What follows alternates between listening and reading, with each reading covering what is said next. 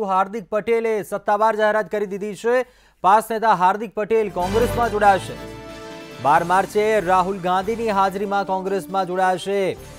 12 માર્ચે સીડબ્લ્યુસીની બેઠક મળવાની છે અને સીડબ્લ્યુસીની બેઠકમાં હાર્દિક પટેલ કોંગ્રેસમાં જોડાશે। હાર્દિક પટેલે ટ્વીટ કરી જાહેરાત કરી છે। 12 માર્ચે તેઓ રાહુલ ગાંધીની હાજરીમાં કોંગ્રેસમાં જોડાશે। અલ્પેશ ઠાકોરના પક્ષપલટાની ચર્ચાઓ પર પૂર્ણવિરામ મુકાયું તો ગુજરાતના બીજા યુવા નેતા હાર્દિક પટેલે આખરે જાહેરાત કરી દીધી છે કે તે કોંગ્રેસમાં જોડાશે। 2 દિવસ પહેલા આ કારણે પણ રાજકારણમાં ગરમાવો જોવા મળ્યો હતો, પરંતુ હાર્દિક પટેલ તરફથી કોઈ સ્પષ્ટતા મળી ન હતી।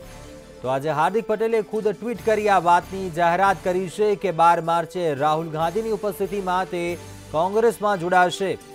सूत्र प्रमाणे हार्दिक पटेल कांग्रेस में जोड़ाया बाद जामनगर बैठक परथी चूंटणी पण लड़शे। 12 मार्चे सीडब्ल्यूसी नी बैठक मळवानी छे अने आ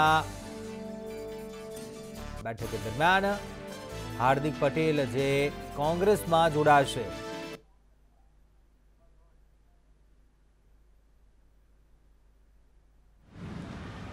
जे कांग्रेस हूँ 12 मार्च જે કોંગ્રેસ વર્કિંગ કમિટીની અહીંયા મિટિંગ અને રેલી છે ત્યારે કોંગ્રેસ પાર્ટીમાં જોડાવાનો છું।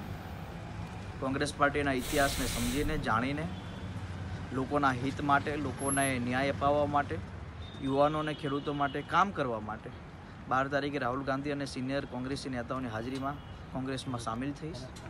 ચૂંટણી લડવાની વાત છે, ત્યાં સુધી કાયદાકીય કોઈ પ્રક્રિયા કે ગૂંચવણ નહીં આવે તો બિલકુલ હું ચૂંટણી લડીશ।